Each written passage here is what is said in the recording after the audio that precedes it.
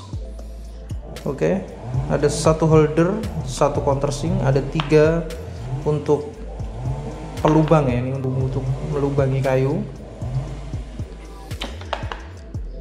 Berarti total ada 3, 2, 5, 5, 8, 8, 16.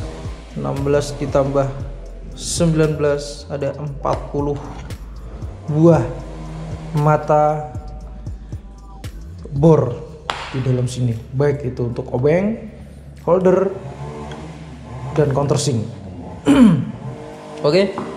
Dan kita di sini juga dapat hand holder ya. Ini hand holder untuk sebenarnya untuk memasukkan mata-mata obeng ini.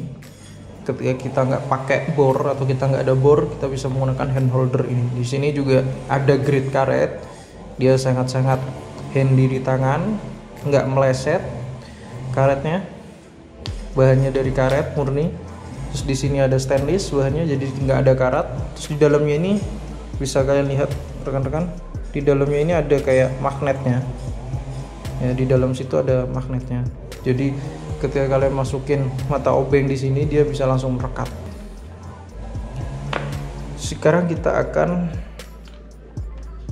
review dari segi kegunaan mata bor dan mata obeng yang ada di sini. Ini adalah mata bor untuk tembok ya. Ini ukuran 4 inci. Jadi kita untuk melubangi tembok, masukin visor atau membaut itu bisa menggunakan ini terlebih dahulu. Terus ini ada juga mata bor untuk besi, biasa digunakan untuk melubangi besi-besi baja ringan, besi-besi pelat. Itu bisa menggunakan mata bor besi ini. Dia berwarna gold. Untuk mata bor besi ini dari ada ukuran 1,5 mili, 2 mili, 2,5 mili, 3 mili, 3,5 mili, 4 mili, 4,5 mili, 5 mili, 5,5 mili, 6 mili, sampai dengan 6,5 mili. Oke, jadi lengkap ya, dari yang kecil sampai yang besar. Paling besar 6,5 mili itu ada di mata bor set Boss X40 Ti ini. Untuk tadi yang untuk tembok itu dari ukuran 4 mili sampai dengan 7 mili. Yang paling besar adalah ukuran 7 mili. Cuman ada juga mata bor yang lebih dari 7 mili. Yang jelas untuk satu set mata bor Boss X40 Ti ini menurut saya udah cukup lumayan, karena cukup lengkap dari jenis dan fungsi dari mata bor yang ada di sini. Di sini ada juga untuk mata bor kayu. Ini mata bor untuk kayu itu ada ukuran 8 mili paling besar dan paling kecil 4 mili. Di sini itu beda ya, untuk mata bor besi, mata bor untuk tembok dan kayu itu beda ujung-ujungnya. Nah, di sini bisa kalian lihat, ini ujungnya sangat beda. Nah, di sini ujungnya itu sangat beda rekan-rekan. Kalau untuk mata bor kayu, dia itu runcing, ada ujung runcing di sini, bisa kalian lihat ya. Nah, di sini tuh ujungnya runcing. Ini tujuannya itu untuk mengebor tengahnya dulu, habis itu baru diputar, dicacah pakai bagian ujung-ujungnya. Ini mata bor untuk jenis kayu. Sedangkan untuk ini mata bor untuk jenis tembok, bisa digunakan untuk bor tembok. Sangat berbeda ya kan. Di sini ujungnya itu seperti anak panah. Dia putarannya juga beda. Jarak ininya juga ini enggak terlalu dalam untuk lekuk cekungnya. Dia ada anak panah di ujungnya, dan bahannya pun beda. Bahannya ini dari baja stainless. Oke, kalau ini ada mata bor untuk besi atau plat, biasa dibuatnya untuk baja ringan, plat besi dan lain sebagainya.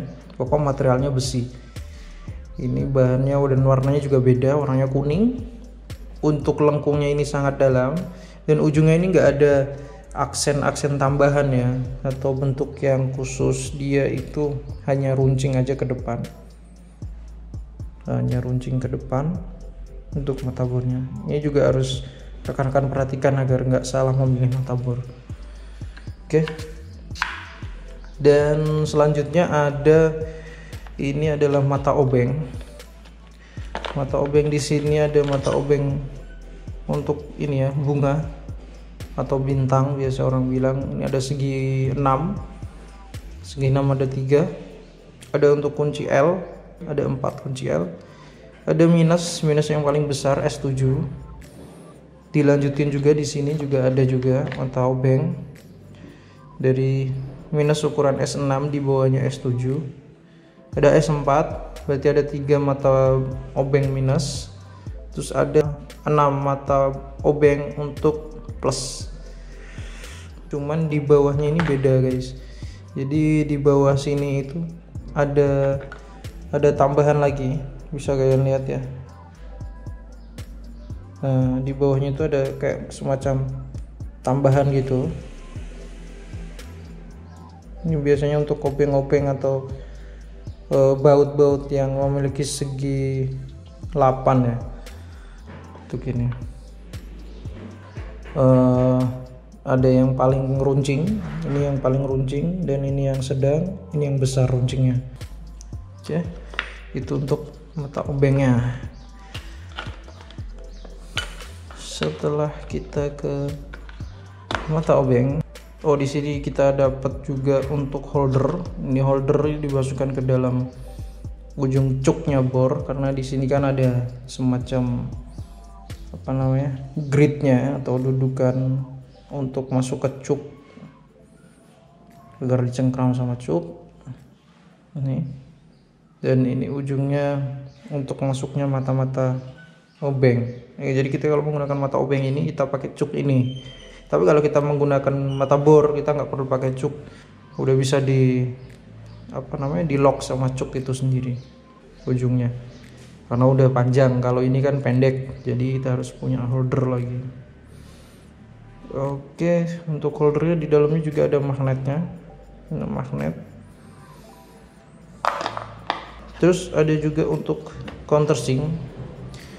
Countersink ini digunakan untuk melubangi tempat baut yang ada pada material kayu yang akan kita baut. Jadi supaya baut itu rata dengan permukaan kayu, biasanya permukaannya kita lubangi dengan ini. Ukurannya di sini nggak ada ya, nggak diterakan atau nggak ditulis di case-nya itu ukuran berapa mili ini. Jadi ini sebelum kita baut, supaya baut itu rata dengan permukaan kayu, biasanya digerus dulu atau dibor dulu pakai countersink ini.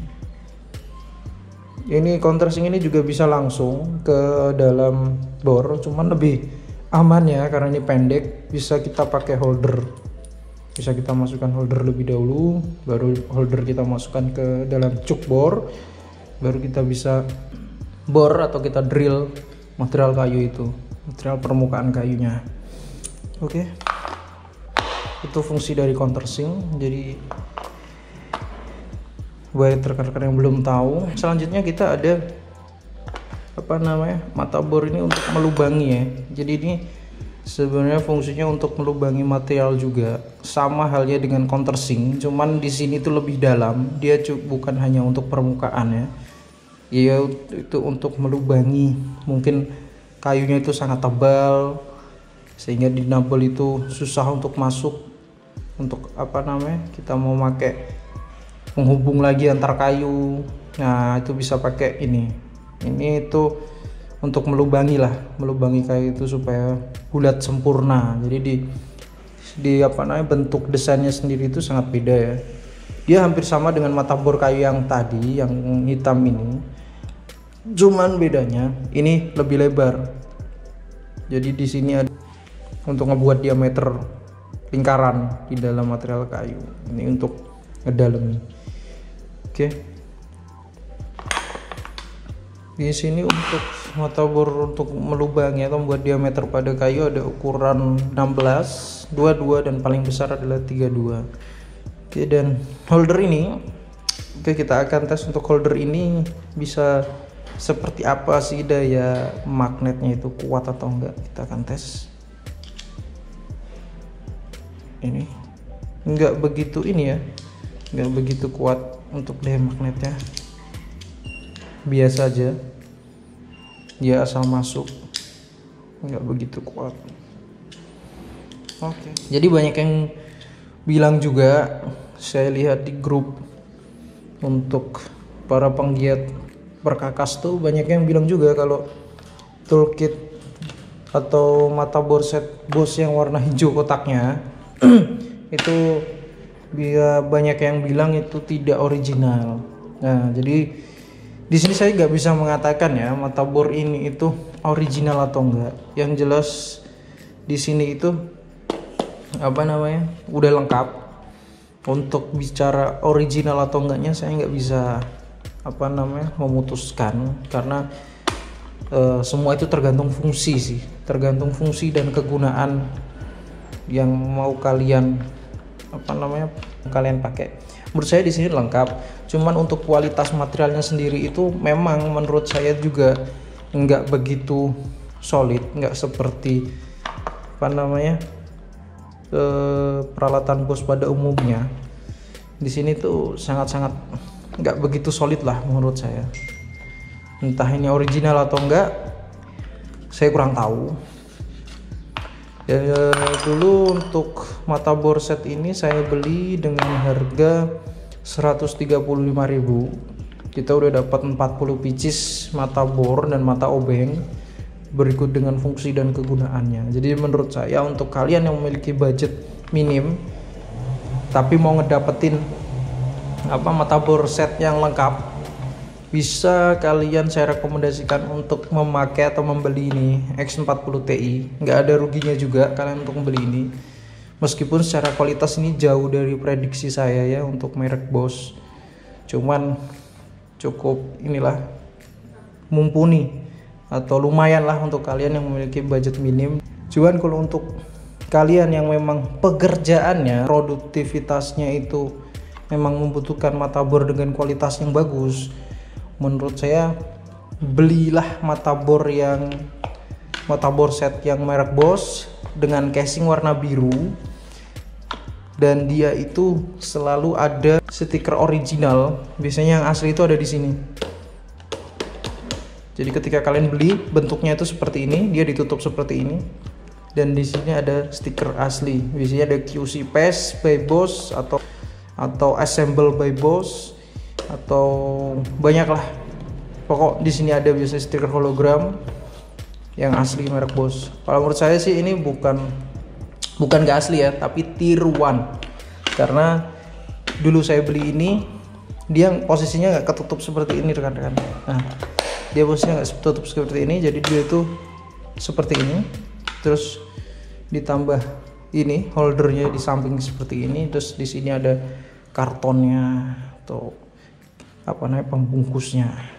Cuman untuk secara kelengkapan dia lengkap menurut saya. Jadi menurut saya bisa kalian beli mata bor set yang asli merek Bosch itu di counternya Bosch, atau bisa langsung online di counternya Bosch atau di websitenya Bosch Indonesia. Oke, sekian untuk review mata bor set dari saya. Kurang lebihnya saya mohon maaf. Semoga ini bermanfaat buat rekan-rekan semua. Jangan lupa untuk klik tombol subscribe-nya, komen yang positif supaya channel ini lebih lagi maju ke depannya, lebih bermanfaat buat kalian dan mudah untuk dipahami rekan-rekan semua. Oke, sekian review dari saya. Sampai jumpa di video selanjutnya. Dadah.